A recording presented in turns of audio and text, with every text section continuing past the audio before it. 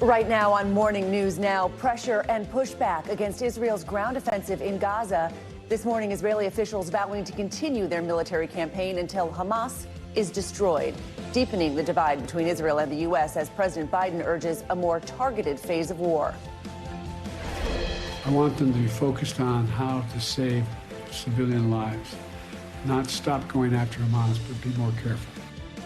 Plus, National Security Advisor Jake Sullivan in Israel for face-to-face talks with Prime Minister Benjamin Netanyahu. Will bring you the latest. Also this morning, the fate of Rudy Giuliani now in the hands of a jury. Donald Trump's former lawyer deciding not to testify in a high-profile defamation trial involving two former election workers who he accused of election fraud. We'll break down closing arguments as the deliberations continue. Also, millions of people bracing for impact as a strong storm barrels toward the East Coast. We're tracking the system, expected to slam several states this weekend with heavy rain, damaging winds, and even flash flooding. All this as the early holiday getaway begins, what travelers should know before they go. And can you hear me now? For many cell phone users, the answer is no, as more and more people report dropped calls and unsent texts. We'll get you dialed in on why the reception seems to be getting worse. Good morning. I'm Christine Romans. Joe and Savannah are off this morning. We begin in the Middle East, where the situation in Gaza is becoming more dire as the civilian death toll grows. Top U.S. officials, including the defense secretary and chairman of the Joint Chiefs, are set to join National Security Advisor Jake Sullivan in Israel. This as President Biden steps up public calls for Israel to change its war tactics, suggesting more surgical tactics like sending commandos to kill Hamas leaders and rescue hostages. I want them to be focused on how to save civilian lives, not stop going after Hamas, but be more careful. Sources tell NBC News the Biden administration is urging the Israelis to end the large-scale ground campaign in Gaza and move to a more targeted phase against Hamas. The push comes as the humanitarian crisis in Gaza gets worse every day. For more, we're joined by NBC News correspondent Hala Garani in Tel Aviv. Hala, good morning. So nice to see you this morning. Let's begin with that seemingly growing divide between the U.S. and Israel. A senior Israeli diplomat said the country absolutely would not accept a two-state solution. U.S. State Department spokesperson said, quote, there can be no lasting peace and security without a Palestinian state. How important is U.S. support for Israel's mission in Gaza? Well, it is absolutely crucial. Now, you're mentioning there the words of the Israeli ambassador to the UK, Tzipi Hotolevi, who said there would absolutely be no acceptance of a two-state solution. And this is very much different to what we're hearing from U.S. officials. U.S. support for Israel is crucial. It's not just military. Of course, there was that tank ammunition sale bypassing Congress for $106 million. But there was also, of course, the request by the Biden administration for an additional $14 billion in additional aid. It's not just the military assistance, Christine, it's the diplomatic help. As our viewers know, the United States vetoed a UN Security Council resolution sponsored by the UAE demanding an immediate humanitarian ceasefire. They also vetoed a UN General Assembly resolution demanding a similar ceasefire to allow for more aid to go into Gaza. So the U.S. on many fronts supports Israel. Its military aid is not conditional on anything, at least openly, even though there is mounting pressure from the Biden administration on the government of Benjamin Netanyahu to scale things back, Christine. And Hala, a U.S. intelligence assessment has found that, almost half of the munitions Israel has used in Gaza since the war began are unguided. These are also known as dumb bombs. That's according to two sources familiar with the matter. What can you tell us about those weapons and the pressure, I guess, from the U.S. about these tactics? Well, the term describing them really tells the story. They're not as precise. In other words, they can cause more civilian casualties and more collateral damage. And really, this is borne out in the figures, Christine. According to the Hamas-run health ministry, almost 19,000 people have died in Gaza in the last 8 weeks. These are not as surgical as the U.S. would like, quote unquote, surgical, I should say, strikes as the U.S. and other countries would like Israel to be engaged in right now in the Gaza Strip. We're not just talking, of course, about the humanitarian toll. We're talking about the hospital system, the infrastructure. We're talking about, an uninhabitable, large parts of the Gaza Strip becoming uninhabitable because of the amount of destruction that these bombings have caused since October 7th, Christine. Hala, the White House National Security Advisor Jake Sullivan is going to go to Ramallah today. He's going to meet with the Palestinian Authority President Mahmoud Abbas. Yesterday, he was in Tel Aviv with the Israeli Prime Minister Netanyahu. What do we know about these meetings and what the White House is hoping is going to come out of this? Well, we know that Jake Sullivan has said, and he held a news conference after his meetings, that there really is a push now, a public push to lower the number of civilian casualties, that this is really just becoming, as far as some U.S. officials are concerned, something that Israel has to do sooner rather than later. There are, of course, these reports that are not confirmed that a timeline has been placed on the Israeli military campaign. This is not confirmed officially, but we're hearing more and more some of these high-level administration sources in Washington telling reporters that this is something that the U.S. is pressing for very actively. But, Christine, the number of high-level U.S. officials that have traveled to this region in 8 weeks. The Vice President, Kamala Harris, she met with the Egyptian President, Abdel Fattah el-Sisi. Antony Blinken, the Secretary of State, has gone to Saudi Arabia, to Qatar, to the Palestinian authorities, several times to Israel. The U.S. is really sending very clear messages now through its highest-level officials to the Israeli government, and we'll see how long it takes, perhaps, for some of these calls to be heeded. Yeah. Back to you. All right, Hala Garani, thank you so much, Hala. All right, jury deliberations continue this morning in Rudy Giuliani's defamation trial. Closing arguments took place Thursday after Trump's former lawyer decided not to take the stand in his own defense. A judge already ruled that Giuliani defamed 2 former election workers from Georgia when he falsely accused them of election fraud. Now the jury will decide how much Giuliani will have to pay in damages. NBC News Justice reporter Ryan Riley joins me now with the latest. Ryan, good morning. Look, at the start of the trial, Giuliani's attorney said that Giuliani would testify in his own defense, but he did not take the stand yesterday. Walk us through the defense's closing arguments and that decision in the end not to have Giuliani testify. Yeah, so Rudy Giuliani and his lawyer are really on completely different planets because Rudy Giuliani thinks that the lies that he told about these 2 women back in 2020 are true. He indicated that several times this week. There was this disparity between what Rudy Giuliani was saying to cameras outside of the courthouse and what his lawyer was saying in court. His lawyer in court was saying that these 2 women were good people who didn't deserve what happened to them and that his client did wrong, although arguing that this should be on the damages here should be on the lower end as opposed to what the plaintiffs here are seeking, which is more, $24 million each. So it was going to be very strange for him to take the stand and be making these claims that the lies that he told were true and inflicting, more damage, really. And that's basically why he did not end up testifying here, Christine.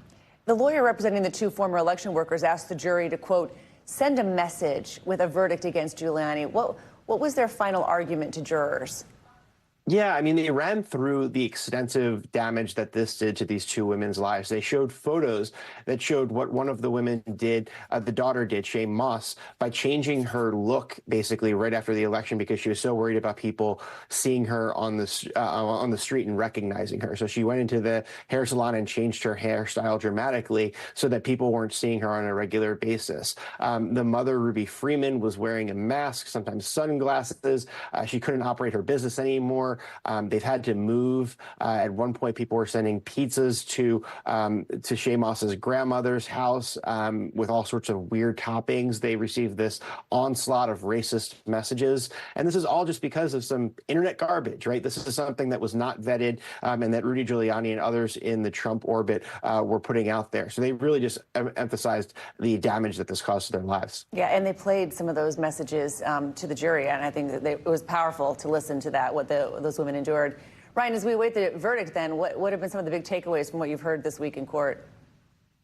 I think that it's going to be just about this jury landing on a number and finding how much damage that caused. Basically what Rudy Giuliani's lawyer was arguing is that essentially that the value of their reputation isn't as much as it should be in other cases. He brought up the Johnny Depp case, for example, and what Ruby Freeman's lawyer and Shane Moss's lawyer pushed back on is that even though they're not celebrities, these are people whose lives really matter. These are people who the damage that was done to their life can never be repaired and their lives will never be the same again, and that they want them to send a message to make sure that other people in the future will not be disparaging election workers in this way and dragging them into this circus and this internet sort of free-for-all. Yeah, it'll be interesting how that plays because, in a way, they became celebrities in the right-wing conspiracy world, right? So they went from just regular citizens to celebrities. You could argue that in a lot of different ways, or weigh it. I think the jury could. Ryan, thank you so much. Nice to see you. Yes, sir. All right, this morning, the Senate is putting its holiday break on hold to hammer out a deal on immigration and aid to Ukraine and Israel. Republicans say an immigration deal is essential to securing their votes to pass aid for these countries at war. But so far, no agreement has been reached. Senate Majority Leader Chuck Schumer says they will continue to work until they get the job done. The Senate will return on Monday.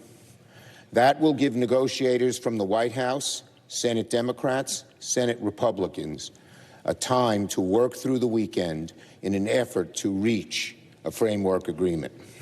Our Republican colleagues who have said action on the border is so urgent should have no problem with continuing to work next week. NBC News congressional correspondent Julie Sirkin joins me now with more on this. And Julie, of course, immigration is one of Congress's most contentious issues for decades. Where do negotiations for a border deal stand this morning?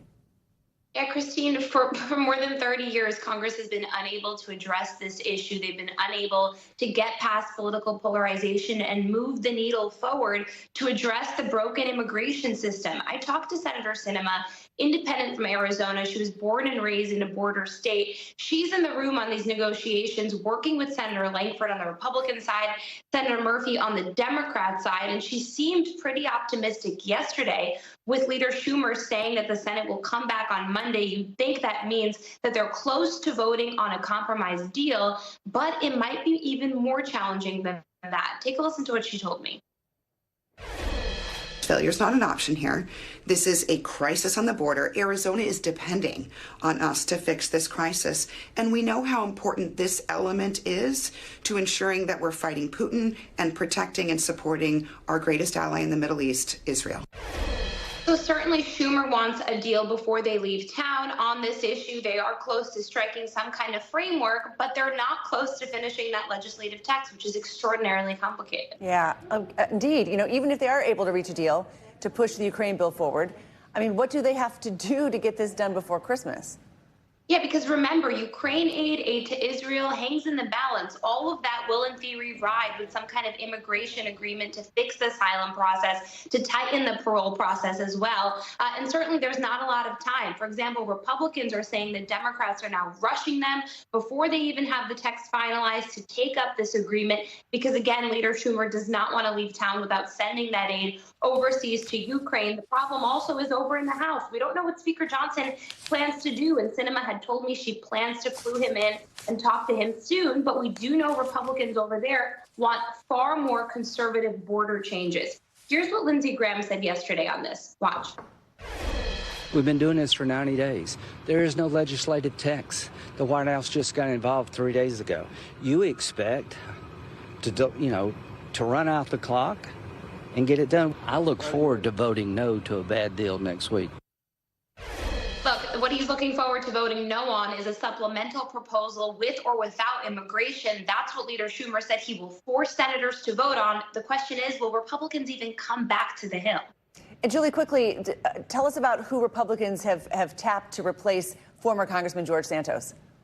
Yeah, her name is Mazi Pilip. She's an Ethiopian-born Jew who fled to Israel as a child to escape the religious persecution that happened in that country. She served in the IDF. She's a veteran of the Israeli Defense Forces, so certainly somebody Republicans feel is primed for this political moment and this moment geopolitically as well. She will be facing Tom Suozzi, that former congressman picked by Democrats to get back in the saddle. Remember, he left 2 years ago to run against Kathy Hochul in an unsuccessful primary. Now he'll be facing Mazi Pilip February 13th to replace Santos' seat, a crucial district, a swing seat that Biden won in 2020 and one that Republicans hope to hold on to despite all of the Santos fiasco. All right, Julie Sirkin, thank you so much. Nice to see you this morning.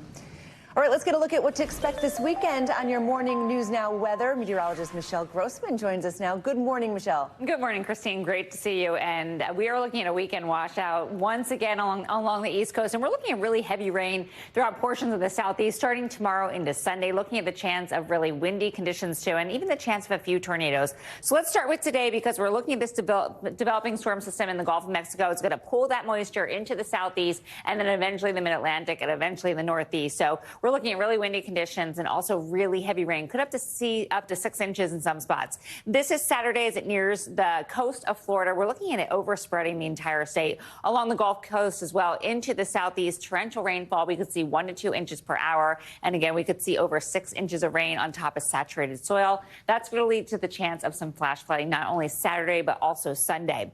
Then by Sunday, it's going to intensify as it moves up the coast. Still looking at the chance of heavy rain in portions of the Carolinas into the Mid-Atlantic. Really windy, too. Winds gusting up to 40 miles per hour in some spots. And that flood risk does continue Sunday into Monday. It looks like the heaviest rain in the Northeast and portions of the Mid-Atlantic will be Sunday night into Monday. And then on the backside of the system, we're going to have colder air coming through on Monday. That's going to bring the chance for some snow in portions of the Great Lakes and also down the Appalachians with winds gusting over 50 miles per hour. This is what radar looks like right now. We do have some rain falling in the middle of the country, the central and southern plains, and some of it is heavy where you see those reds, oranges, and yellows. That's where we're looking at the really heavy rainfall and even a little blue on the backside there. That's showing us where that snow is falling in portions in the central and southern plains. And then we're also looking at a lot of rainfall. So where you see those darker colors, locally 5 inches in some spots, especially in portions of Florida. But as we go up the East Coast, once again on Sunday, it's another soggy Sunday. It seems like week after week we're looking at this. And then through Monday, we're looking at the chance of that rain continuing. But then it will clear out later on Monday.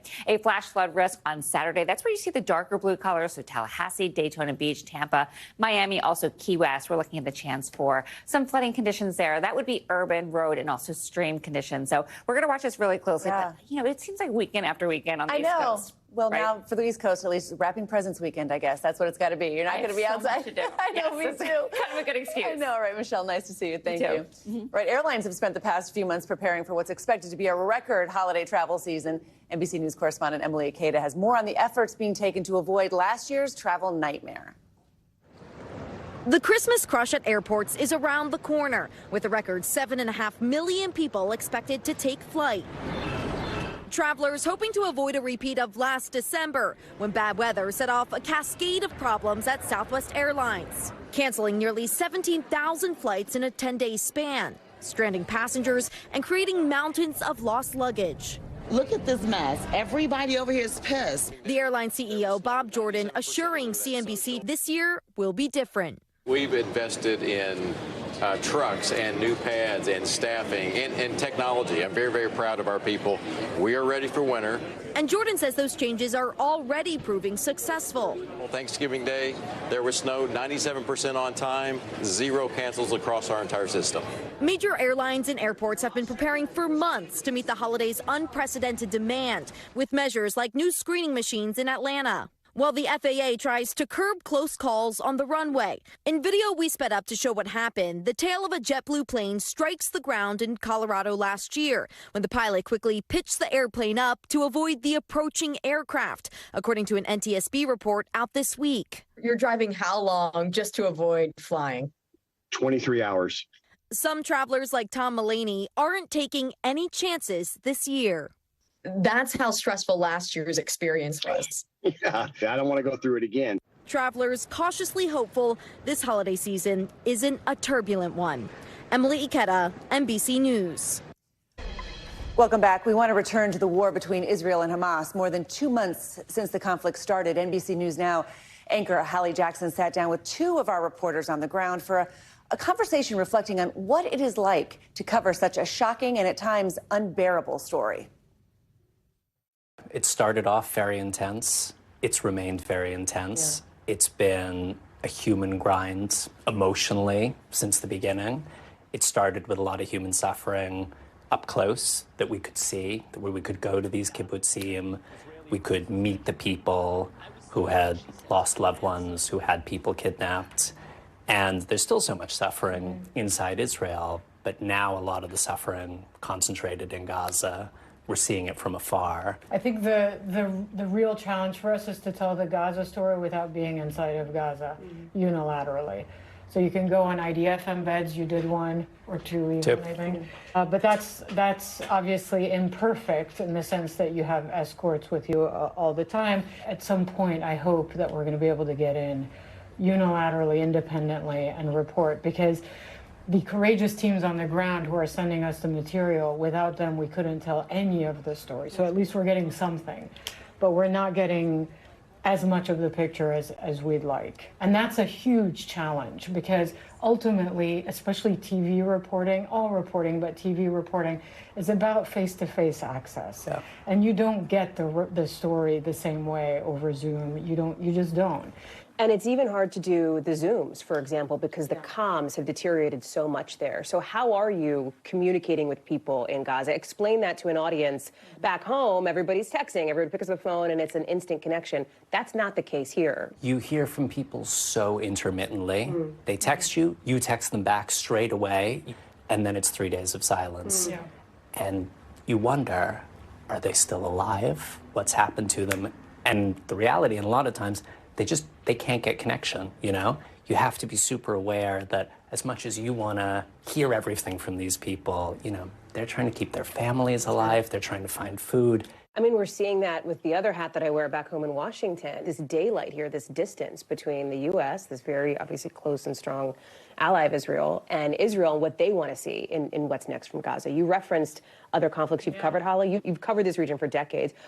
Explain that. What does feel different now than then? Well, I think the extent of the damage, the displacement of 90% of the population. This is not a territory that is going to be habitable after this. It's already not habitable. When the war ends, and it will end, are the conditions that led to this conflict going to change? One of the things that has struck me being here just for a very short period of time is how much the families of people who are still being held in captivity want to talk. Yeah, it's so interesting. They feel like they need to humanize their loved ones. They don't want the world to forget about these now 135 or so people who are still in Gaza. But it's also just, it's somewhere for people to put their energy. They can't help their mothers, brothers, sisters who are inside Gaza. They can't go rescue them. What can they do? They can talk, and they can talk, and they can sit down with journalists, and they can answer painful questions. The hardest thing for me to do as a journalist is speak to the family member of someone who's died. We're in kind of emergency, kind of ER room mode when we're covering the story, but then we have those quiet moments when we're actually screening the footage. And that sometimes you can really cry and break down, because this is the worst nightmare that any of us can imagine living through, and you are time and again asking it of someone else to share. And I worry about myself when I'm in autopilot and I don't cry. I worry about myself. I check myself. Yeah. Like, why haven't I cried in 2 weeks? Many of my friends are foreign reporters and do the same job that I do. One of my well-known female correspondent friends said, I haven't cried yet, and it's been a month. And we kind of wonder what's going on. Is there a story or an interview that you can't shake? Is there something that is the thing that you're thinking about in those quiet moments at night when you're not working? There is a little boy who was kidnapped, was taken into Gaza. His name is Ohad Munder. He was 8 years old when he was kidnapped. He turned 9 in captivity. And we sat down with his cousin, and the cousin mentioned that Ohad's father was in agony, not knowing whether his son had his glasses or not, because this little boy can't see without his glasses. And the thought of this little kid in those tunnels, afraid, not able to see. And Ohad came out on one of the first days, and he had his glasses. It's funny because it's sometimes this most random detail that reminds you of the humanity. Eventually, not you, but eventually I'm going to go to the airport, I'm going to hop on a flight, and I'm going to go to my family, and it's going to be Christmas, and we're going to, have a nice meal and whatever. and you're going to feel this tremendous guilt that you left and the people behind remained. And that's something very difficult to explain. My brain is in the suffering of the people, and I feel guilty. You're here, you're based here, and so when October 7th happened, you were what, at home asleep? I was at home asleep, woke up, there's the dull thuds of rockets overhead, there's the sirens going off. I texted two of our bosses and I said, hey, sorry for the early morning text.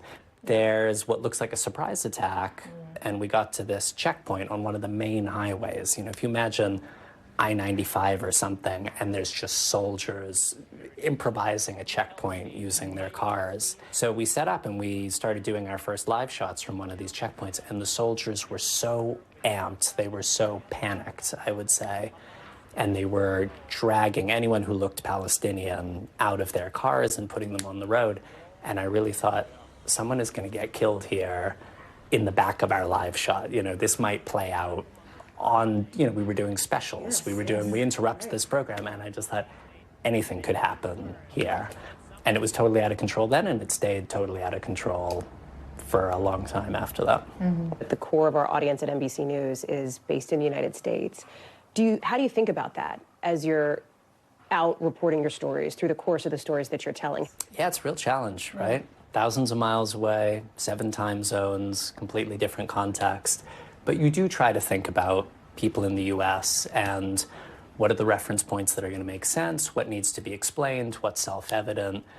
The humanity kind of gets you through. You know, there's a woman who's still in Gaza. She's called Noah Argamani, and everyone, even if they don't know her name, they'll know her face. She's the woman who was on the back of the motorcycle being taken away from the festival. You know, we interviewed her father pretty early in the war. He's speaking in Hebrew, and he's speaking, and you don't need any subtitles. You know exactly what this man is saying. His daughter has just been kidnapped. It's the same when there's a mother in Gaza who is sifting with her bare hands through the rubble, trying to find her daughter's notebook because her daughter was killed in an Israeli airstrike, and the notebook is the only thing she can think of, you know, that's sort of a reminder of her daughter's short life. That stuff cuts through. Wow. Our thanks to Hallie for that report, and of course to Raf and Hala Garani for their fantastic reporting. Right, Russian President Vladimir Putin has vowed that the war in Ukraine will go on. During a televised press conference, Putin took questions for the first time since Russia invaded Ukraine last year. He said either Kyiv gives in to Russian demands or they will solve it with force. Here's NBC News chief international correspondent Keir Simmons with more. Russian President Vladimir Putin uncompromising at a rare 4-hour question and answer session, declaring victory in Ukraine will be ours. There will be peace when we achieve our goals, he said. While Ukraine's President Zelensky claiming a victory, a surprise agreement on Ukraine's entry to the European Union. But Zelensky's failure so far to gain billions more in aid during his trip to Washington was noticed in Moscow. These freebies may end someday, and apparently they are ending little by little, Putin said. Though Russia's leader of 23 years did see some dissent on the text messages appearing on screens behind him. You said in 2004, a man may go crazy after 7 years in power, this message read. How's your health? To veteran lawmaker who says the Ukraine conflict is at a dead end, tells us he plans to run against Putin in next year's presidential election. He doesn't think he'll win. After I have said that we should elect other president, not Putin, I was blocked on Russian TV. Russia is on a war footing. An ice rink outside Moscow features a fighter jet and a former Soviet rocket. Millions visiting a Russian expo that includes the history of the Soviet nuclear program. This, a model of Russia's first atom bomb.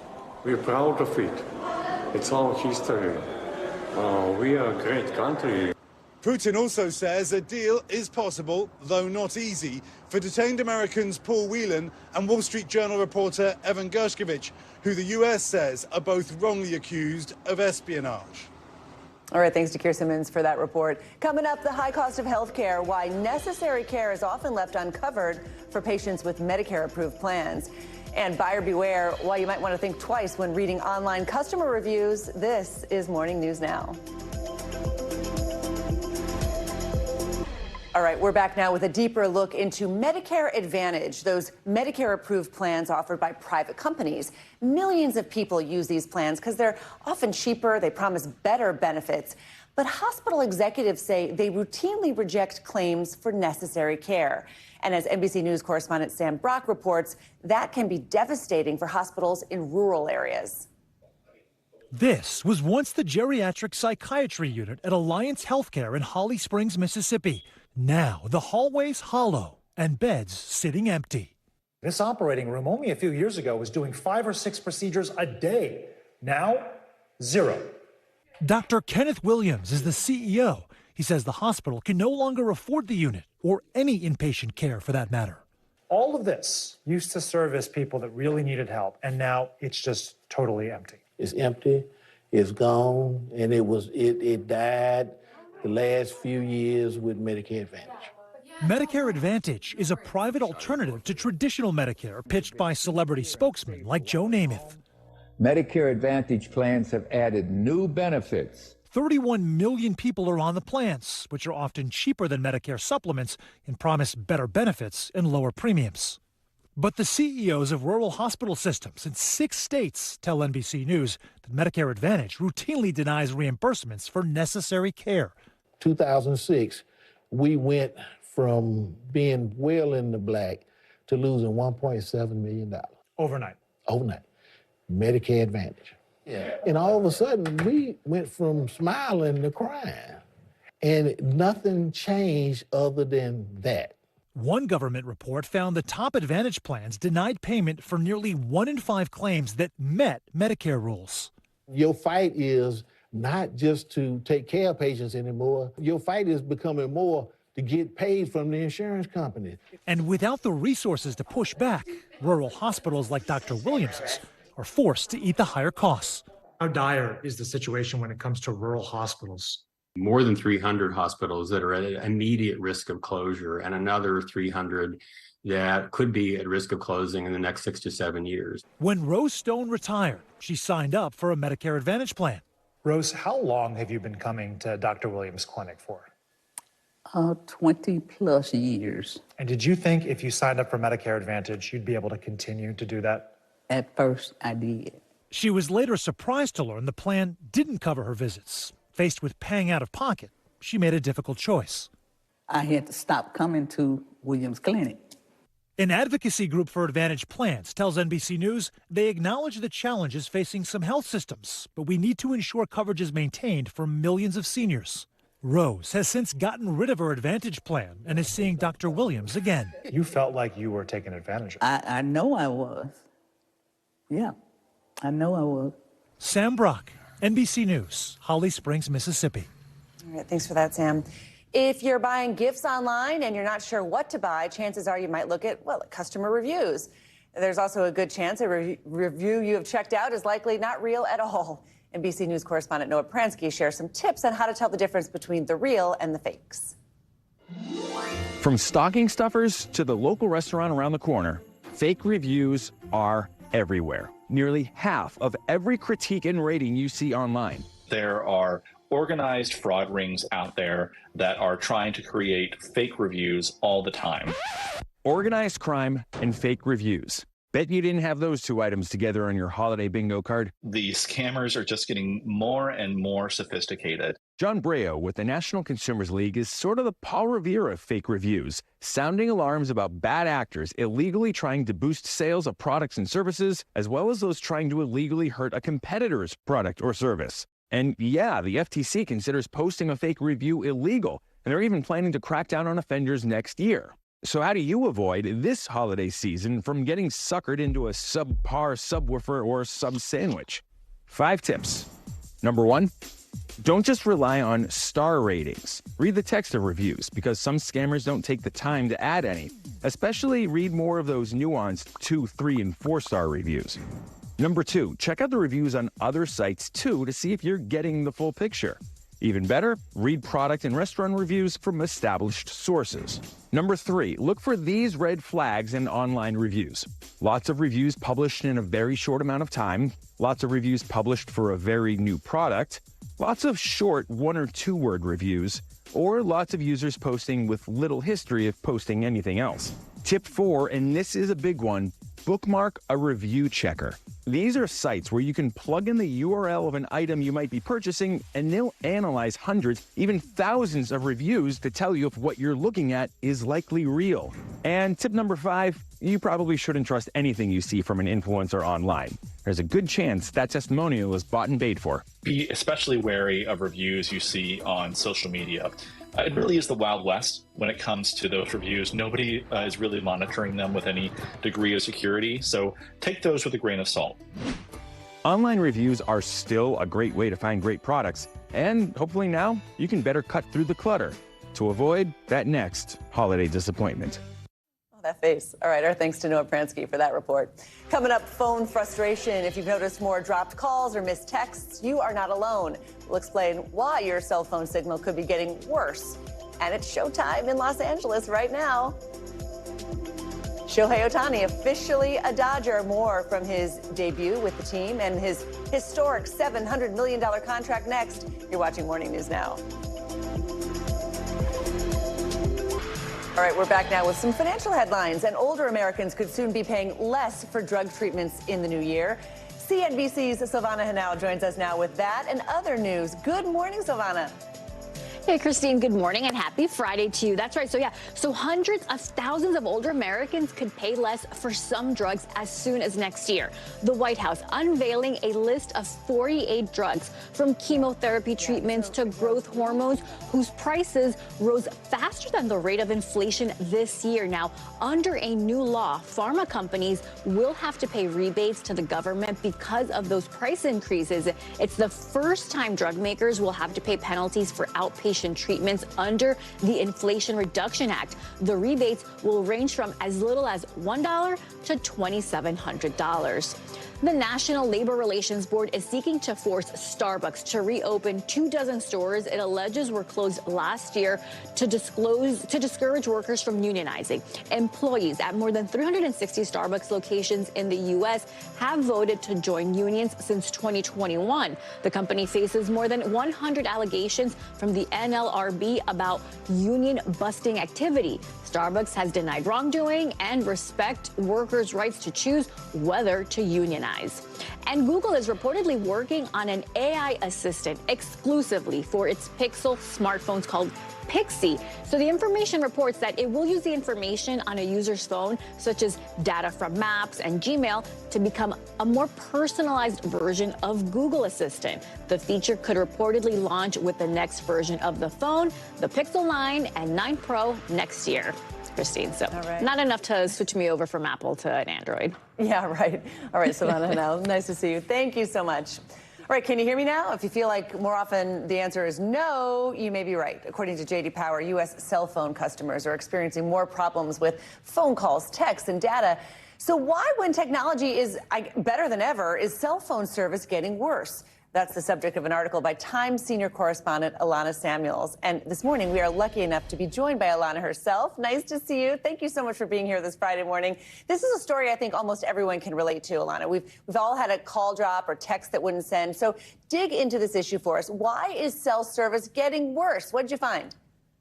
So if you think about cell phones, the signal sent over electromagnetic waves, kind of like a radio, and there are different bands of these waves, right? So if you think of AM radio, the band's really low, AM radio signal goes really far.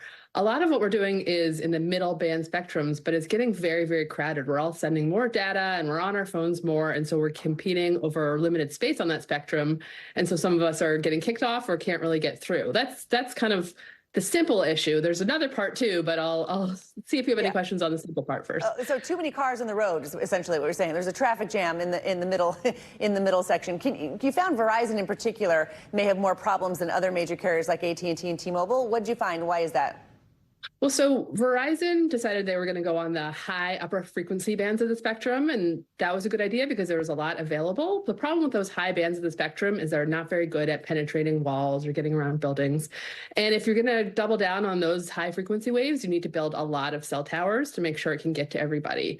So they waited and waited, and they finally bought some more mid-band spectrum, but that is currently only available to people who pay extra for certain 5G service. So they thought they were sort of solving the problem, and so far it hasn't really been working. What are the carriers saying about this this rise in spotty service?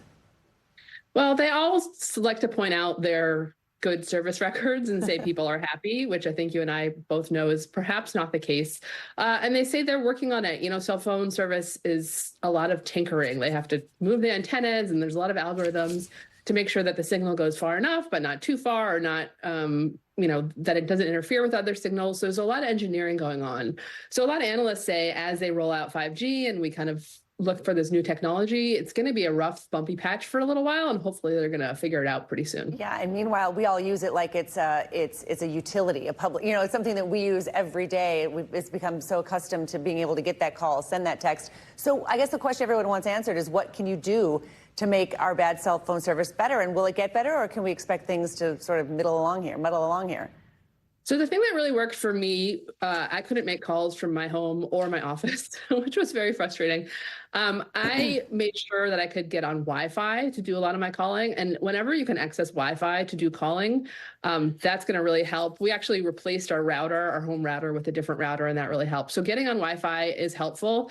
The other thing, and people are not going to love this, but be okay with cell phone towers going up near your house, and that's going to make your reception a lot better. Maybe they're not the prettiest thing, but they're probably a necessity of modern life. Yeah, they're not pretty. A lot of Samuels. That's great advice, though, about using Wi-Fi. Thank you so much. Have a great weekend. Nice to see you. All right, Hollywood's newest star has taken center stage. The Los Angeles Dodgers have formally introduced Shohei Ohtani after signing that record-setting $700 million deal this past week. NBC News national correspondent Miguel Almaguer has more on Ohtani's Dodger debut. Donning Dodger blue for the first time, Shohei Ohtani is Hollywood's newest superstar. Introduced in Los Angeles, the former Angel is a two-way sensation, a flame-throwing pitcher and a baseball-crushing batter. The Japanese-born global sensation inking a 10-year, $700 million contract, surpassing the two-decade career earnings of LeBron James and the deal just signed by soccer superstar Lionel Messi. I was very humbled and happy to see all of you here, says Ohtani. I can't wait to join the Dodgers. Already making an estimated $40 million a year in endorsements, Ohtani is deferring 97% of his salary until the end of his contract, allowing the Dodgers to pay for other elite players. I'm not sure how long I'm going to be able to play the game, so I did prioritize winning. That's at the top of my list and will probably never change.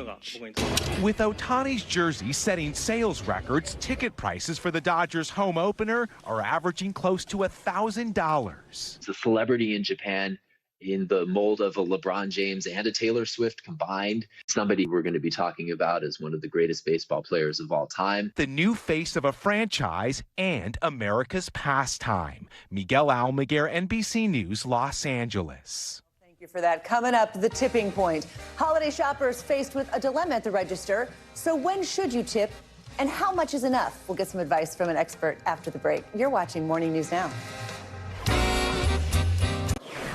All right, welcome back. Swedish retailer Ikea is known for its furniture, but also for it's the meatballs that you can pick up at the restaurant that really steal the show. That's right, Swedish meatballs.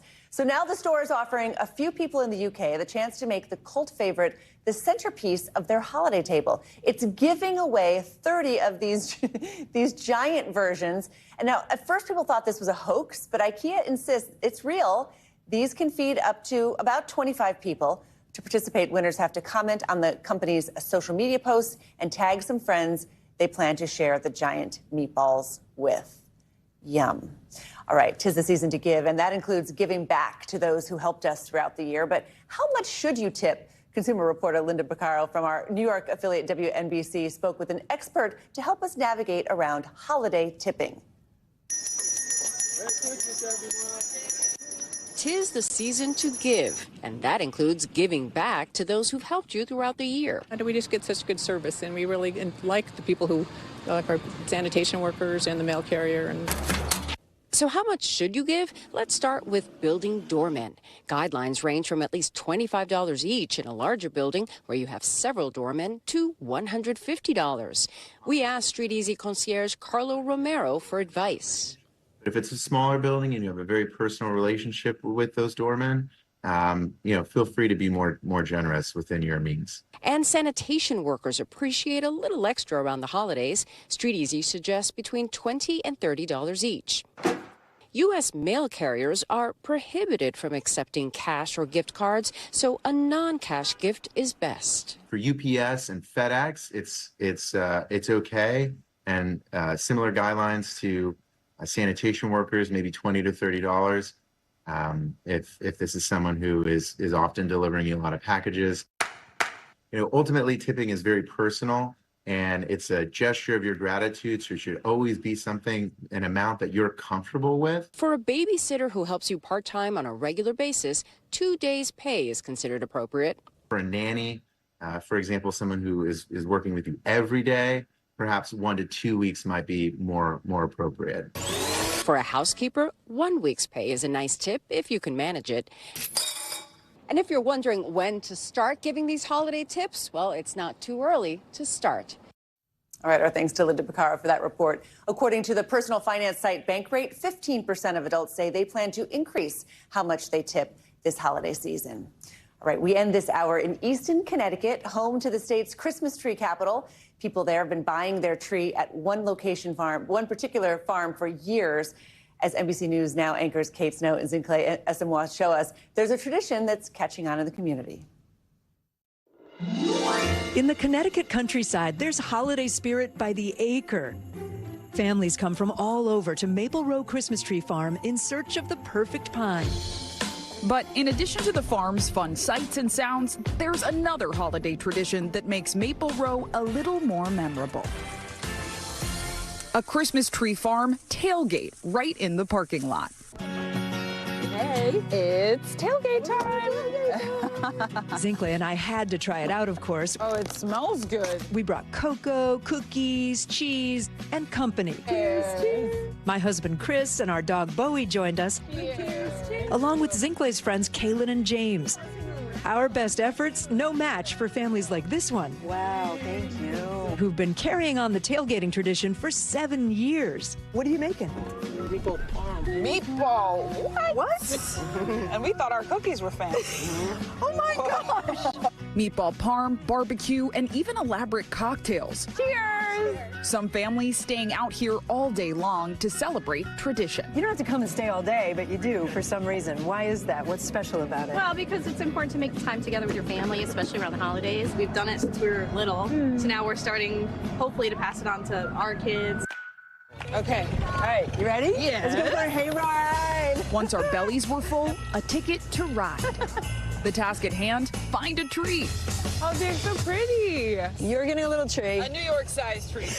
And I'm getting the big suburban-sized tree. I love it. They've been growing trees here at Maple Row Farm since the 1920s. On a good day, they'll sell several thousand trees. And of all the people who buy Christmas trees, around 30% do it this way, chopping it down themselves. This is the part where we grab the saw. Right. Oh, fun. All right. Oh, I see a tall one over there. Oh, that one's really nice. That one's really nice. I like it. Once we found a tree for Kate, well done. It was my turn to cut down my first real Christmas tree. I gotta go to the gym. Oh, You did it! you did Yay! So cool. I will do that again. Maple Row, a family business spanning 8 generations, often balancing an uncertain economy with the fact that these trees take almost 10 years to grow. We've raised our prices a little bit each year. These past couple of years have been more than normal. I hope we can keep it going. There aren't a lot of other farms like us around, so hopefully we'll have enough uniqueness and it'll work. People are tailgating now at the Christmas tree farm. You know what? It's kind of cool. Yeah. It's a fun holiday. It's just an addition to the tradition, you know? An addition to the tradition we can certainly get behind. This was so fun. Yes, a Christmas memory made. Cheers. Cheers. Oh my gosh, what an awesome assignment. Thanks to Kate and Zincle for sharing their experience with us. All All right, that does it for this hour of Morning News Now. The news continues right now.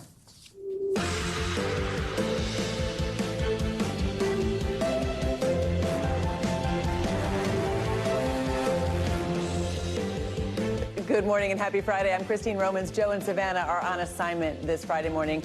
Right now on Morning News Now, we are your holiday headquarters on this Friday morning with millions of Americans preparing to head out the door in the coming days as the Christmas travel season kicks off into high gear. So what can you expect on the highways and skyways? We've got that all-important weekend forecast that could, unfortunately, put a damper on your trip. Plus, with just 10 days left until Christmas, when is the absolute delivery deadline to get your gifts under the tree in time?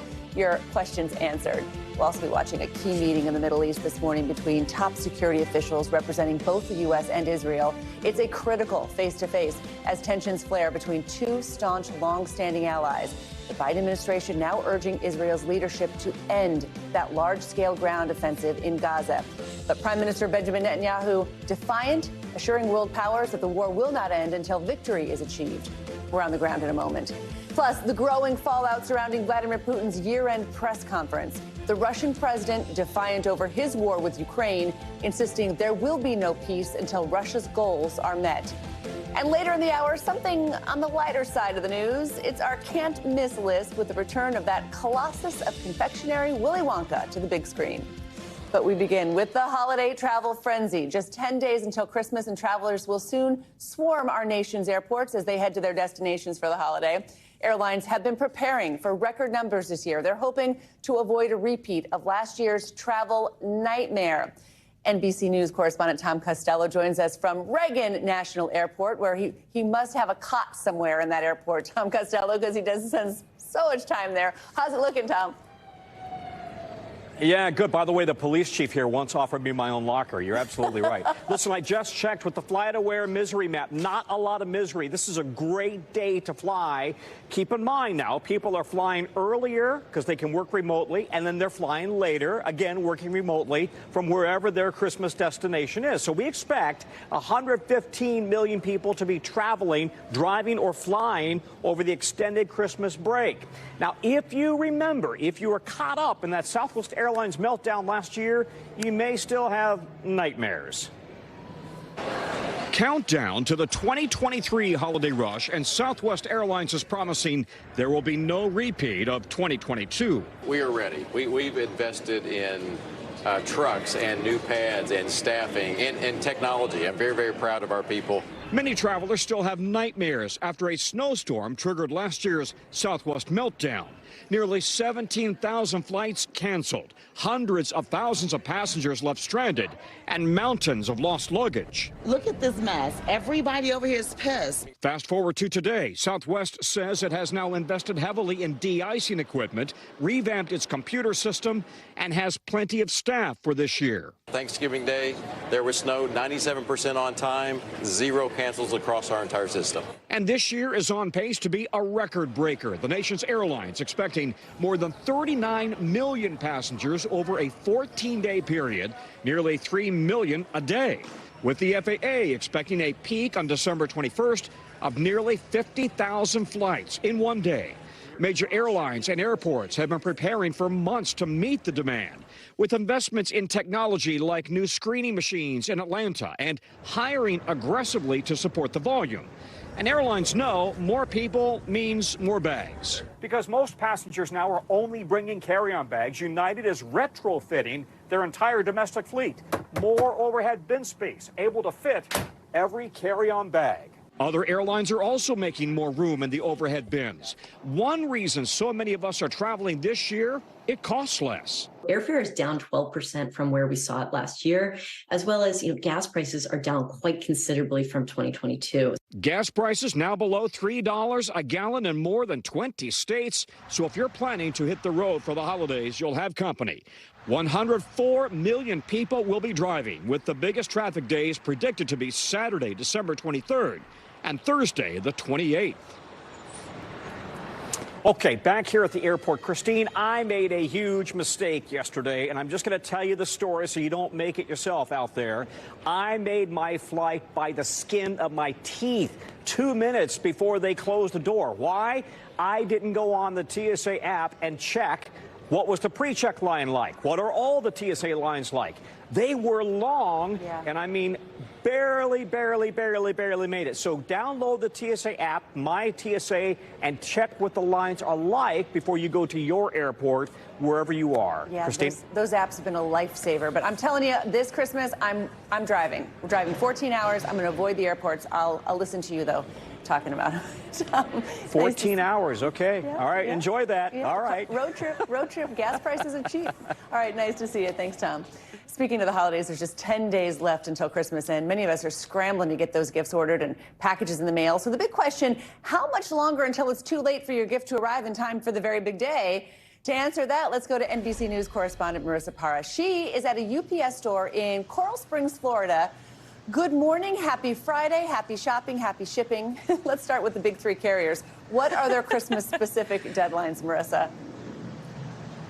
Yes, I love that Tom is here to make sure you get to your family on time. I'm here to make sure your presents get to your family on time. So let's talk about that closest deadline first. FedEx. The closest deadline is today if you want to use ground shipping, the cheapest option.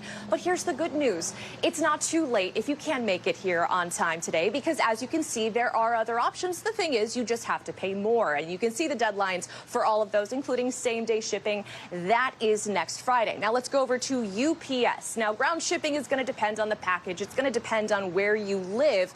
But the 3-day select option, that deadline is on Tuesday. Now, say you want to send a holiday card. USPS is your carrier of choice. You have that deadline coming up tomorrow. That is for ground shipping. And again, all of those other deadlines, including Priority Mail Express, December 20th. Now, the thing to keep in mind, as we know, Christmas falls on a Monday, which means Christmas Eve falls on a Sunday. So that is also putting a wrinkle into those deadlines here. But Christine, we have you covered. And my biggest recommendation to everyone is there's no time like the present to send off those presents. Right, because there must be advantages of getting the packages out before those deadlines. Exactly. Yeah, and I will say, in terms of the major reason for doing it as soon as possible, of course, we now have Christmas Eve falling on a Sunday. But you also, as you saw with those other deadlines that are not the cheapest option, you're going to be paying more. And depending on what exactly you're trying to send in the mail, you might end up paying more to ship it than the cost of the present itself, Christine. And to get the gift intact and on time, are there any tips on proper packaging and labeling, Marissa? Yeah, a couple of tips, and one of those being make sure that any previous labels are either removed or covered up by the new label. As you can see, wrap those items separately using the packing material. Make sure that box is sealed. And Christine, the final tip I have for you, other than what is listed on your screen there, is triple check that address, especially the zip code. That is something that a lot of people leave out. So even if the rest of the address is correct, if that zip code is wrong, it could still end up in the hands of someone else, which, listen, you're still sending and spreading Christmas cheer, but if you want to make sure it gets into the right hands, double check that address. Exactly. And I will say this, for anyone listening that's looking at those deadlines saying they're not sure they're going to make it, I mean, again, you can pay more, but as someone who's perpetually and chronically late, there's also good news. You're spreading Christmas cheer right after, well after the holidays are over. Who doesn't like the gift that keeps on giving, right? Exactly. So being the late person pays off somehow, too. I know. Everyone just like, no pressure. Let's bring the pressure down. It'll get there eventually. Marissa Parra, thank you so much. Nice to see you.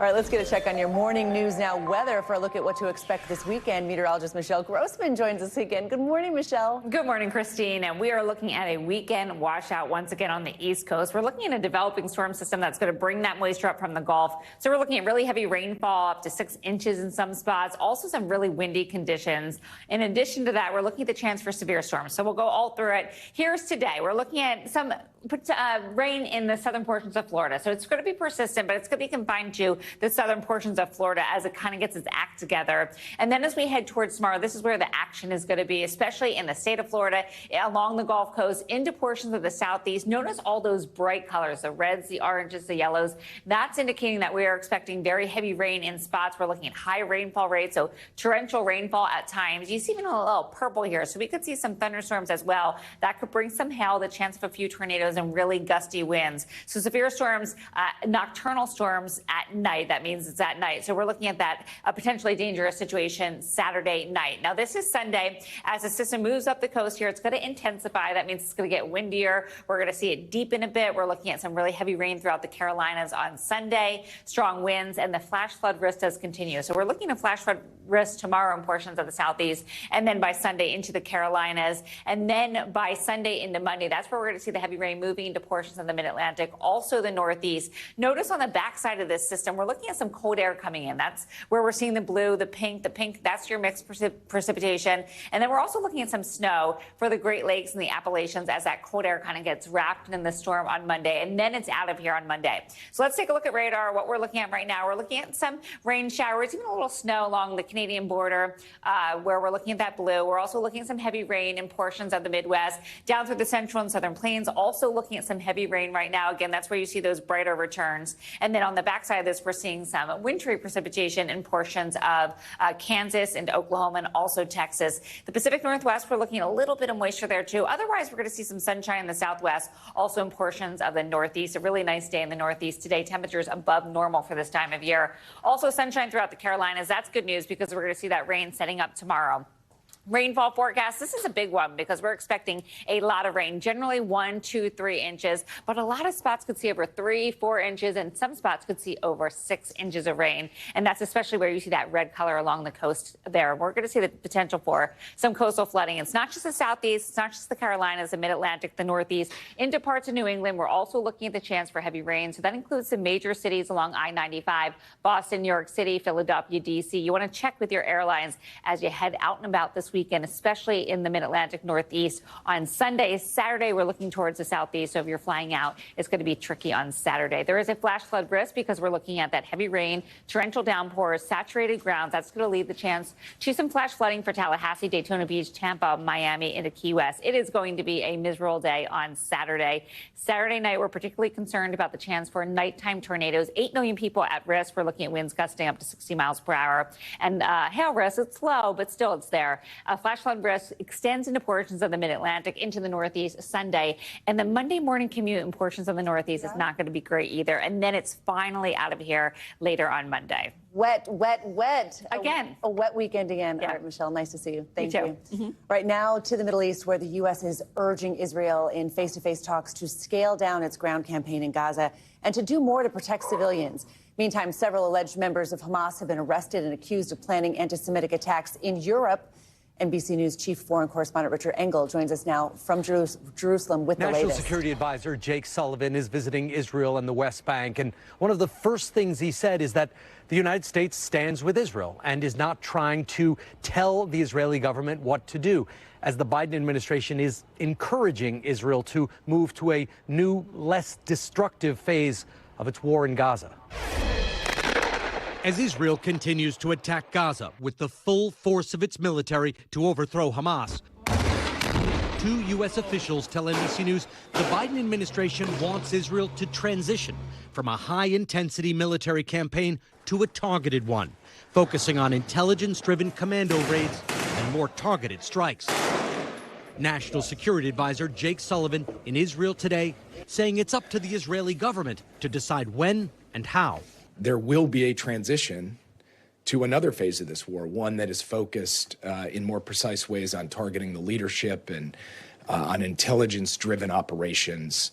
Israel's defense minister has suggested the Israeli military still needs months of high-intensity combat to clear out Hamas. President Biden weighing in Thursday. I want them to be focused on how to save civilian lives, not stop going after Hamas, but be more careful. The Israeli government says it's doing all it can to protect civilians in Gaza, with prior notifications of strikes by phone or leaflet. as a new U.S. intelligence estimate says of the 29,000 bombs Israel has dropped on Gaza since Hamas's attack on October 7th, nearly half were unguided, so-called dumb bombs, which are less precise. The Yibna refugee camp was hit by Israeli strikes overnight. Our camera crew arrived moments after one attack and recorded as the wounded start emerging.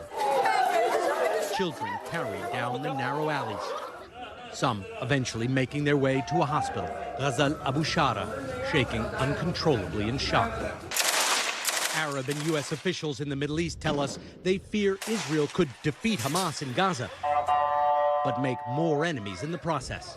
Yesterday, authorities in Germany, Denmark, and the Netherlands arrested 7 suspects, including 4 described as long-term Hamas members.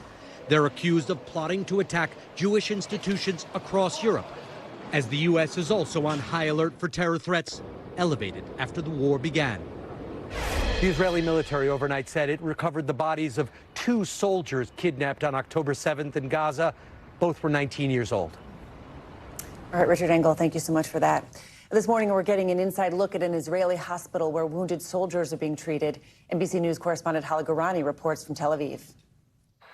Inside the Ichilov hospital in Tel Aviv since October 7th, an entire floor is now dedicated to the rehab of wounded Israeli soldiers. It was an open fracture and my tibia bone here completely shattered. Our access granted by the Israeli military brought us to a soldier named Yuval, who also spoke with Lester back in October after the initial Hamas attacks. He is still recovering and remains determined to fight. Every soldier here in the hospitals, everybody want to get the quickest recovery they can, so to be back on the battlefield. Every day here, choppers bring in Israeli soldiers wounded in the combat in Gaza. Dr. Eyal Hashavia says he needs to work fast. The casualties keep coming. Ever since October 7th, we've been getting more than 500 soldiers, injured soldiers. We're getting injured, severely injured patients by the missiles. Beyond the fighting today, some, like former Israeli Prime Minister Ehud Olmert, are now sounding the alarm that there is no post-war plan. The main problem, in my mind, is not in the fighting. There we are fighting to the extreme heroic way we can. Problem is that Israel has no vision, no thinking, no planning as to what's then. And despite international pressure to scale back the intensity of the military offensive in Gaza, polls here show that Israelis remain overwhelmingly in favor of this war. Back to you. All right, Hala Garani. Thank you so much, Hala. We've got more to come on this hour of morning news now, including some new developments in the murders of those 4 University of Idaho students. Why the house where the killings went down is expected to be demolished before the suspect even faces trial. But first, an NBC News exclusive interview with Kremlin spokesperson Dmitry Peskov. His follow-up to Vladimir Putin's eye-opening year-end press conference. Those stories and more up next. This morning, the Kremlin is doubling down on Russian President Putin's uncompromising stance on Ukraine. In an exclusive interview with NBC News, a top-ranking official says they are willing to talk, but on their terms. For more, let's bring in NBC News chief international correspondent Keir Simmons. He's in Moscow and joins us now with the latest. Good morning, Keir.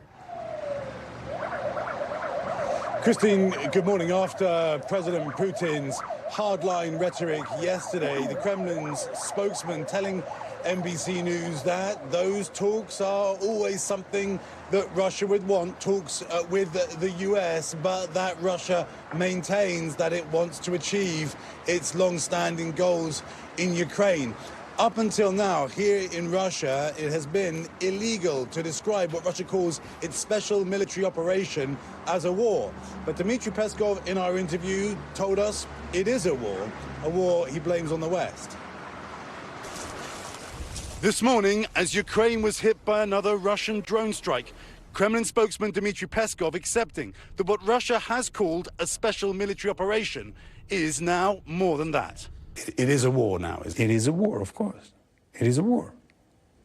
It is a hybrid war that actually the United States is orchestrating against our country. He says Russia is open to talks with Washington, but on its terms. The world is less safe than it used to be before our dialogue was shut down. The message is the fighting continues. Of course, yes. Keep fighting. Yes. Listen, America is strongly involved in this conflict. Peskov speaking after President Putin's uncompromising message on Ukraine. The peace will come when we reach our goals. This morning, the whereabouts of jailed opposition leader Alexei Navalny still unknown. The Kremlin critics' lawyers saying a Russian court confirmed he was no longer in the penal facility where he had been serving his sentence. We simply don't know. It's not our authority of presidential administration to monitor the movements of prisoners. President Putin said talks are possible, though not easy, over detained Americans Paul Whelan and Wall Street Journal reporter Evan Gershkovich, who the US says are falsely accused of espionage. They're in custody. They're not hostages. Russia's militarization is inescapable. An ice rink outside Moscow features a fighter jet and a former Soviet rocket. Millions visiting an expo that includes the history of the Soviet nuclear program. We're proud of it. It's our history. We are a great country. That's the explosion of a nuclear test. Yeah. The people are watching down there. Independent polls say around half of Russians do want peace talks, but not at any cost. And as President Zelensky battles to get more money from Washington, I asked Dmitry Peskov whether President Putin would like to see someone different in the White House. He said, I have no doubt that President Putin would like to see someone who is more constructive to our country. You'll remember that former President Trump had said that he could solve the Ukraine crisis in a day. Dmitry Peskov saying it's too complicated to solve in one day. All right, Keir Simmons, thank you so much for that. Nice to see you this morning. More international headlines now, starting with progress and setbacks for Ukraine from the European Union. Claudio Levanga joins us now from Rome with that and more. Good morning, Claudio. Good morning, Christine. Well, that's right. The European Union actually failed overnight to approve a new aid package for Ukraine worth nearly $55 billion after the Prime Minister of Hungary, Viktor Orban, vetoed it. Well, now this is a major blow to Ukraine at a crucial time when Russia is stepping up its military campaign. But at least there were some good news coming out of Brussels, where leaders agreed to open membership talks with Ukraine, a major step toward Kyiv joining the European Union in the future. EU leaders will return to Brussels in 2024 to try to approve again that aid package, but the divisions over it throw some doubt over Europe's ongoing support to Ukraine. Let's go to the UK now, where a High Court judge ruled that Prince Harry's phone was hacked for many years by the Mirror Group newspapers, which specializes in tabloids.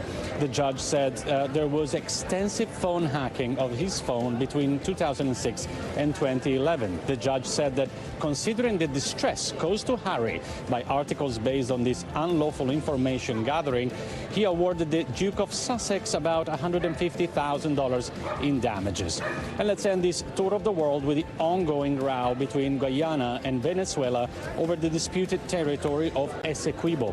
At a meeting on Thursday, the leaders of the two countries agreed not to use threat or force against each other and said a joint commission of foreign ministers of both countries will address the problem and report back within 3 months. Venezuela's President Nicolás Maduro recently resurfaced a century-old dispute, claiming that Essequibo, a vast territory in Guyana rich in minerals and oil, historically belongs to Venezuela. Guyana says the controversy should be resolved by the International Court of Justice, but Venezuela disagrees as it does not recognize its jurisdiction over this dispute. Christine? All right, Claudio, thank you so much for that. Nice to see you. Coming up, former Trump Chief of Staff Mark Meadows is back in an Atlanta courtroom today. We've got more on the centuries-old law he and his legal team are trying to invoke to get his state charges transferred to the federal level and why he'd want to do that in the first place. That's next on Morning News Now. Welcome back. Former White House Chief of Staff Mark Meadows is trying again to get his racketeering trial moved to federal court. Attorneys for Meadows are invoking a 234-year-old statute in hopes of transferring his state charges in the Fulton County election interference case. He'll make the argument that his alleged crimes were part of his official White House duties under former President Donald Trump. Meadows, along with Trump and 17 other defendants, are facing charges in Fulton County brought down by the district attorney, Fani Willis. Here with more on this is NBC News correspondent Blaine Alexander in Atlanta. Blaine, good morning. You know, back in September, a U.S. district judge ruled that Meadows didn't meet the threshold to move that case to federal court. So tell us what we can expect today and what Meadows is hoping to get out of this. Well, Christine, good to see you. What they're trying to do is overturn that ruling. So what we're seeing today, this is the U.S. Court of Appeals. And so teams for Meadows, teams for the district attorney in Fulton County are going in and basically arguing again before a panel of federal judges. Now, Meadows' team is basically saying that he was Trump's chief of staff at the time. So therefore, everything that he did in the name of his former boss falls under the umbrella of basically his federal duties. But as we saw back in September, a judge ruled, no, that's not the case, that he was working outside of the color of his duties as chief of staff. And instead, he was kind of working more on the campaign side. In fact, basically saying that he was working more for the Trump campaign because the things he had to do more so with the election than his duties as chief of staff. And so certainly that's what he's trying to argue today. Christine, both sides get about 15 minutes, so we expect it to be a rather short hearing. Blaine, what will Meadows need to prove, I guess, in order for the appeals court to rule in his favor? He has to prove that his duties had to do with his specific duties, or his actions, rather, had to do with his specific duties of chief of staff. Now, it's important to remind our viewers what he's being charged with in the first place. It has to do with his setting up that phone call, that now infamous phone call between the former president and Secretary of State here in Georgia, Brad Raffensperger, in which the president asked Raffensperger to find enough votes to overturn Biden's election victory. Meadows set up that call, and that's one of the reasons why he's being charged. Another one has to do basically with the fake elector scheme and kind of his involvement in trying to get those voices out there. So those are the two things. He's arguing that it falls under the auspices of his federal duties. Now, here's what's important to ask: why he actually wants to get it transferred. Because if he were able to get it transferred to federal court, Christine, that means that he could argue immunity, basically saying, I was acting as a federal officer, you guys can throw it out. That's certainly the big thing. But even if he isn't able to claim that, if it does go to trial and it's in the federal court, one, he's going to be able to likely draw from a more favorable jury pool rather than just Fulton County citizens, which of course is a very blue county. We're talking about the entire northern district of Georgia, which includes a lot of red counties as well. And then the other thing is that if it's in federal court, it won't be on TV, something that Meadows would likely try to avoid if he were sitting in front of a judge, Christine. Oh, interesting detail there. So has Fani Willis, the Fulton County DA, said anything about this? She said something about a lot of things, not necessarily this, but what she has talked about is the trial date. You know, she's pushing toward an August trial date. She doesn't want to try any of the remaining defendants separately. She wants to try all 15 together. And she's also said that the argument that was made by the former president's attorney, Steve Sadow, basically saying that if there was a trial going on during the height of the 2024 campaign, that would amount to election interference. She said it before, and she said it repeatedly, that she finds it ridiculous, in her words, that a person, a defendant, could have their charges removed because they are running in an election. She says that would basically mean that anybody who was being charged with a crime could go out and run for city council and then have their charges wiped away. She says that's a dangerous precedent to set, and that's why she's not focusing on that and moving ahead. How could this affect other defendants and the case as a whole if he wins, I wonder?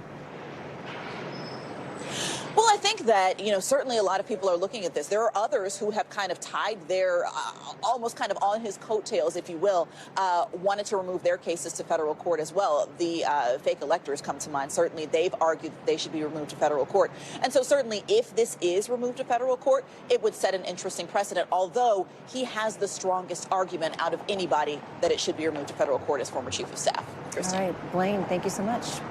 Right, turning now to new developments in the case of the 4 University of Idaho students who were fatally stabbed last November. Earlier this year, the school announced plans to demolish the home where the murders took place. Now the demolition is expected to begin at the end of this month, before the suspect ever goes to trial. NBC News senior legal correspondent Laura Jarrett has more on how this could affect the upcoming court case. Hey there, the families of the victims want that house, as painful as it is to stay up, at least until the man accused of that grisly crime that took their 4 children can stand trial. But the school clearly decided that in a case with no trial date set, they can't wait any longer. It's a haunting reminder of an unthinkable tragedy, but soon the house at 1122 King Road will stand no more. The University of Idaho announcing plans to demolish the house on December 28th. Its president saying in a statement, while we appreciate the emotional connection some family members of the victims may have to this house, it's time for its removal and to allow the collective healing of our community to continue. The family of victim Kaylee Gonsalves responding to the news on Facebook, writing in part, Kaylee unfortunately died in that house, but more importantly, Kaylee lived a fun, happy life in that house. When the house is torn down, it will be a very sad day for me. Teams from suspect Brian Kohberger's defense visiting the house Thursday and returning today, telling the university they intend to take photographs, measurements, and possibly gather drone footage of the house in preparation for Kohberger's trial, which still has no trial date. It was inside these walls that Xana Kernodle, Ethan Chapin, Madison Mogen, and Kaylee Gonsalves were found stabbed to death in November of 2022. The victims' families have called for the house to remain standing throughout the impending trial. The house is evidence, probably one of the biggest pieces of evidence. The FBI went to the house in late October.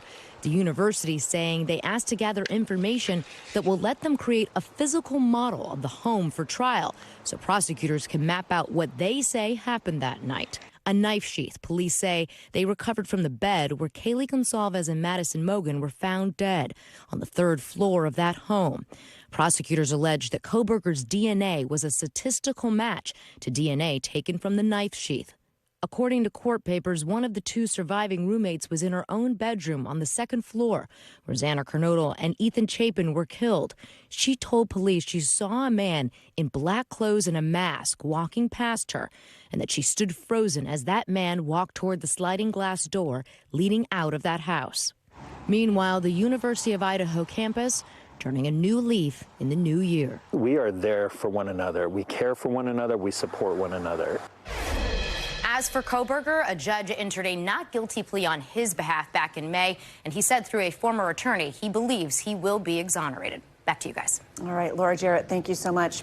Now to a mother-daughter duo that's making history in the state of Pennsylvania. The Honorable Deborah Lukens and the Honorable Jody Griffiths are the only mother and daughter judges to serve at the same time in the state.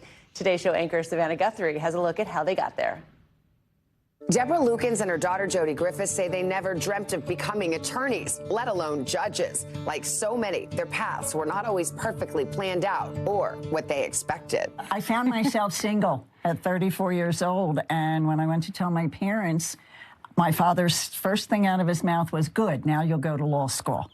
I had 2 children at home, I had no money and no job, and I started law school at 37 years old. Deborah took a leap. She enrolled at Widener University School of Law in Delaware. She says she couldn't have done it without friends and family. I had over an hour drive each way, and if I was running late, they would just grab my kids and take them into their house, so I never had to worry about that. It does take a village, I'm not going to lie. Deborah graduated from law school in 1991. She started out in the district attorney's office. 2 years later, she ran for the magisterial district judge seat in White Marsh Township in Pennsylvania, and she won. It was the beginning of 3 decades on the bench. Years later, her daughter Jody wasn't sure of her own path. I was undecided, so it was between teaching and law. My college roommate was taking the LSAT, so I was like, okay, I'll sign up, I'll take the LSAT. Jody ended up attending the same law school as her mom. I remember going to law school and calling her. I mean, I was 11 when she graduated law school. So I was like, how did you do this with 2 young kids at home raising us and putting us to sleep and then studying for law school exams? Jody's graduation was a special moment for her and her mom. And she handed me my diploma when I graduated law school, and we were the only mother-daughter at that time, which was very significant. You know, there was a lot of father-son, there was a couple father-daughters, but we were the only mother-daughter pair. Jody went to work as a public defender. 2 years ago, she and her mom would hit another historic first when Deborah swore Jody in as the magisterial district judge in the township right next to hers. And now, as Deborah faces retirement, they reflect on how far they've come. It's not easy. So when I meet people, young women that say they can't do it, I say, yes, you can. I did it, and this is how you do it. Share the experience, show other people how to get past it. And I did. I was lucky enough. Wow, you can do it. All right, thanks to Savannah Guthrie for that report. At the end of this month, Deborah will be retiring after 30 years of service. To honor and recognize her hard work, Widener University is announcing a $35,000 scholarship in Deborah's name to go to an incoming 2024 student. All right, coming up on the clock after the break, we've got some new research that's shedding light on Americans in the workforce. They're staying on the job for longer, working past the age of 65, and they're cashing in. We'll dig into the data next. All right, we are back now with new data from the Pew Research Center that shows more Americans are staying in the workforce past the age of 65, and they're earning higher wages. According to Pew, about 1 in 5 Americans 65 years old and older were employed in 2023. That's nearly double the number of those who were working, 35 years ago. For more on this, we're joined by Abba Badarai, an economics correspondent for the Washington Post. Good morning. Thank you so much for joining us. This is so fascinating. 62% of workers over 65 are working full time. That's up from 47% in 1987. Why do you think more Americans are staying in the workforce longer? Well, there are a number of reasons that Americans are staying in the workforce longer. And first and foremost, they're living longer. They're healthier than they were a few decades ago, and they're less likely to have a disability. And so that opens the possibility to working in the first place. But the nature of jobs is changing as well. We as an economy are moving away from more physical sort of physically demanding grunt work to office work. And so a lot of times continuing to work in your late 60s, 70s, or 80s means you can log in from home or just sort of, work a flexible schedule from the comfort of a desk. And so that's made it possible for many people to continue working as well. But there's also been structural changes in policy. Social Security now requires that you're 67 to start drawing your full benefits instead of 65. So things like that have made it necessary for a lot of Americans to keep working. And, the gender gap is shrinking with workers over 65. There are more women working now compared to 60 years ago, obviously. So what's behind the trend, and do you think it affects workplace culture? Absolutely. I mean, women have been joining the workforce in huge numbers in the last several decades. And we've seen that even after the pandemic, when they have really come roaring back into the workforce at far higher rates than men. Yeah, absolutely. That affects the workplace culture. It also affects the workplace culture that we have more older workers there. We're seeing an aging society. We're seeing a society where women are equals to men in a lot of ways. And that's being reflected in workplaces as well. The wage gap between men and women over 65 is also shrinking. Much needed progress on the wage gap. What do you think is behind that? Well, we have more college-educated older workers, for one, and they're taking on, when they do work, it turns out they're taking on sort of more managerial, professional jobs that tend to pay better. And so this year, for example, the average hourly rate for an older worker was $22, up from $13 in the late 1980s. So you can see that there's been a real change, and that's inflation adjusted. So we're seeing higher wages for sure. What do you think the future of the workforce will look like when it comes to older workers? Should we expect these trends to continue? I personally think I'm going to work until I'm 90, but I don't know, doing something. Yeah, absolutely. I mean, I think there's no doubt that this is a long-term trend that's going to continue, in part because so many people want to continue working. They want to have that mental stimulation. But I think it's also important that we distinguish between people who are continuing to work because they want to and those who have to, who can't afford to retire. And that's an important thing to look at going forward. Yeah, that's incredibly important, whether you're working because you want to or working because you have to. Abba Badarai, thank you so much. Nice to see you. All right, more financial headlines now. It looks like more layoffs are on the way for workers at General Motors. CNBC's Savannah Henao joins us now with that and other news. Good morning, Savannah. Good morning, Christine. Yeah, that's right. So General Motors will cut more than 1,300 jobs at 2 plants in Michigan starting in January. The automaker will lay off 945 people at its Lake Orion facility, which makes the Chevy Bolt, and 369 at the Lansing Grand River Assembly and Stamping Plant, which makes the Chevy Camaro. GM is ending production of both of those models, and the Orion plant is being converted for electric trucks. The Lansing plant will continue making the Cadillac CT4 and CT5. GM has vowed to stop selling gas-powered vehicles by 2035, but it recently abandoned a goal of building 400,000 EVs by mid-2024. Costco executives say they're starting to see some prices come down, and that's thanks to lower shipping costs, but not for food. On the company's earnings call with analysts last night, they say bulkier items such as furniture sets and TVs are cheaper, but there's really no giant trend. And Costco also made no comment on a potential increase in membership fees, which an executive had said in September was coming. And Spotify is testing AI-generated playlists from text prompts. The company confirming the test to TechCrunch, but it's unclear whether the music streaming service plans to launch it publicly. The feature discovered by a user on TikTok is available as an option under the Your Library tab, and you can type in a custom prompt, but there are also suggestions such as get pumped with fun, upbeat, and positive songs, and fill the silence with background cafe music. You can remove any songs you don't want on your playlist, and earlier this year, Spotify had launched an AI DJ feature that talks you through recommendations, Christine. I just listen to whatever my kids have on. That's it. Savannah Hanau, thank you so much. You got it. All right, one of the most polarizing vehicles to hit the market in recent years. After more than 4 years of waiting, the Tesla Cybertruck is finally here. Boasting impressive specs and a unique design, this new truck grabbing a lot of attention, but also drawing questions over safety. Here's NBC News technology correspondent Jake Ward. Finally, the future will look like the future. It's the newest truck on the market, known as the Cybertruck, a futuristic take straight out of a sci-fi movie. The comparison's already rolling in, from the massive trucks in the Alien franchise to the DeLorean from the film Back to the Future. The car just hitting the roads days ago, but already supercharging its way into the zeitgeist. Tesla's founder and CEO Elon Musk personally delivering the first batch of about a dozen trucks. We're handing over production Cybertrucks to their actual owners. The estimated wait list now over 2 million people long, with some told to expect their truck in 5 years. The top model, the Cyber Beast, with a price tag starting at nearly $100,000. Tesla says it has a stainless steel bulletproof exterior, can go 0 to 60 in 2.6 seconds, even having it drag race and beat a Porsche while towing a Porsche. And the first ever vehicle to fully feature steer-by-wire technology. I want one. Matthew Watson is one of several car experts and aficionados Tesla flew to Texas to try the Cybertruck firsthand. It's really hard to damage it.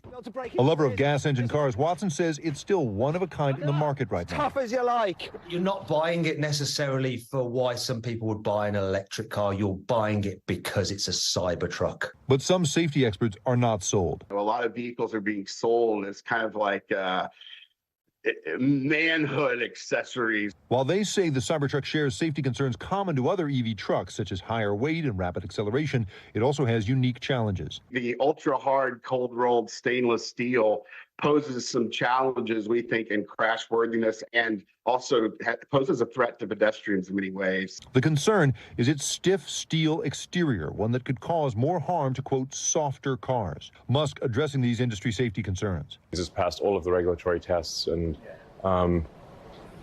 is reliable. But it might be a while before the Cybertruck makes it into any government crash test programs. They only crash vehicles that have, a certain volume of production. Small batch vehicles are going to be excluded from those crash tests due to cost concerns and other things. It's Tesla's effort to stand out in an increasingly crowded market. Some people hate it. Some people love it. But it's different. It's interesting. Jake Ward, NBC News. All right, well, coming up, we're going to end the week with our can't miss list. It's a rundown of all the content and entertainment you simply can't miss this weekend, and that includes the big screen return of One Mr. Willy Wonka, which some critics are lauding as one sweet treat of a film. Stick around, that's up next. All right, welcome back. This next story just might make you say, holy cow. Yesterday, New Jersey Transit had some major delays between Newark and New York's Penn Station. Now, that sounds normal, right? But that's, just a Thursday for most New Yorkers. But the back was actually caused by an unlikely passenger gone rogue.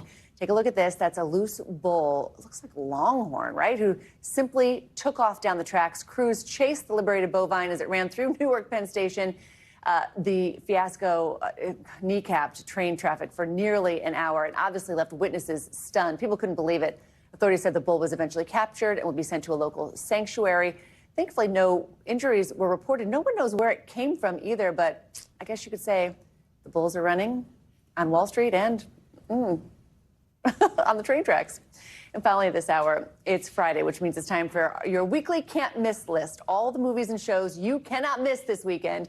Joining us now on set is Bravo personality and host of Shaken and Disturbed, Darren Karp, with a look at what we can't miss this weekend. Thank you for being here. Thanks for you can't miss that bull. I'm so upset I missed it. Where it came, I want to know where it came from. That's what I want to know. It'll be fine. America, it'll be fine. Let's talk about Willy Wonka, this prequel. What's the buzz? What can we expect? Finally out in theaters. I feel like they have been just teasing us with this the entire time. Obviously stars Timothée Chalamet. So I hope everyone has seen the original with Gene Wilder, of course. Of course. This actually takes place a little prequel to that. This just shows how Willy Wonka kind of became Willy Wonka. He's young. He wants to start a chocolate shop, and he realizes that there's a cartel of chocolatiers that he kind of has to get through. My favorite part of the film that you can see here is Hugh Grant playing the Oompa Loompa. He totally look at him. Oompa Loompa this film. He lampooned it, saying he's just doing it for money. That's called acting, Hugh. It's called acting. It's called just doing it for the money. Also, I'm going to see it now just because he lampooned it. For that alone, it's very funny. It's got some cute quirks, and it's good to take the family. What are some of the other already Golden Globe nominated movies and shows that are streaming? What should we be looking at next? And it's important to say that Timothée Chalamet is up for the Golden Globe, to your point. So we've got The Crown, the final 6 episodes of the series that everyone loves. I mean, this is it. This is the final 6. So the first 4, which premiered about a month ago, were amazing and covered kind of the end of Princess Diana. This actually goes into a little bit of lighter times. We cover the Golden Jubilee, the marriage between Camilla Parker Bowles and Prince Charles, as well as the budding university romance between Prince William and Kate Middleton. I'm kind of curious about this because I was alive and conscious during this time. Dominic West is actually up for a Golden Globe for this performance. He's very, very good in this. He's better than the real Prince Charles, as far as I'm concerned. I'm a huge Dominic. King Charles, excuse me. I was in the place of the crown, of course. But I love Dominic West, and so he's up for the Golden Globe, and I hope he takes it home. Yeah. Let's turn to a couple of streaming releases out of the UK. There's a family-friendly film and then a new comedy that you say is definitely not family-friendly. Yeah, so we have Priscilla, which is going to be absolutely amazing. This is coming from Sofia Coppola, so you know it's going to be really, really well done. It's got Jacob Elordi starting as Elvis, but the breakout star here is actually Kaylee Spaney. She's up for a Golden Globe playing Priscilla, and it's about their budding romance. They have a tumultuous relationship. They meet when she's a teenager. She's a lot younger than he is. A lot younger than he is. He's already a rock and roll god by the time that she actually meets him, but it shows a tender side to their relationship that I think the public is kind of a little bit unaware about to an extent. Let's talk about this documentary, Immediate Family. It introduces us to some incredibly musicians, which maybe we haven't heard of. Tell me about that. Yeah, so if you've ever seen the documentary The Wrecking Crew, which I loved, I mean, these are studio musicians that create the sound that we're listening to. Sure, we all know Paul Simon, we all know Carole King. So you've heard them, you haven't seen them. You've heard them, you absolutely know their tunes, you absolutely know their songs, but you kind of don't really know their names. I mean, everyone in the industry knows their names, but people like us probably wouldn't. And so this actually documents the 4 people that really brought some of the most incredible 60s and 70s music to our ears, and it's really, really wonderful. So a beautiful backstory. Yes, and you can rent it right now. It's a great, great film. All right. Highly recommend. Interesting. What else? What was?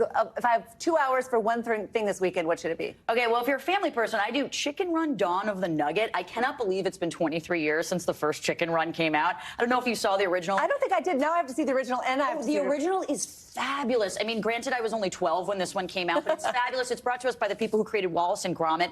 And Dawn of the Nugget kind of has a little bit of a spin. They have a new baby now, a little nugget. But of course, the new pressure for Chicken Run is that they are being put up to be created as nuggets. So they have to go in and infiltrate. And it's very funny. It's got a good spin on it. So I highly recommend for the family for that. And everyone should be a vegetarian after watching shows like that. Everyone's going to be a vegetarian, yes, at least to an extent. We'll have chicken nuggets. But I also want to recommend Such Brave Girls on Hulu. It's kind of a new UK comedy, not so family-friendly. This got a 50% in the audience rating in Rotten Tomatoes, but the critics gave it 100%, which usually means it's a hit or miss.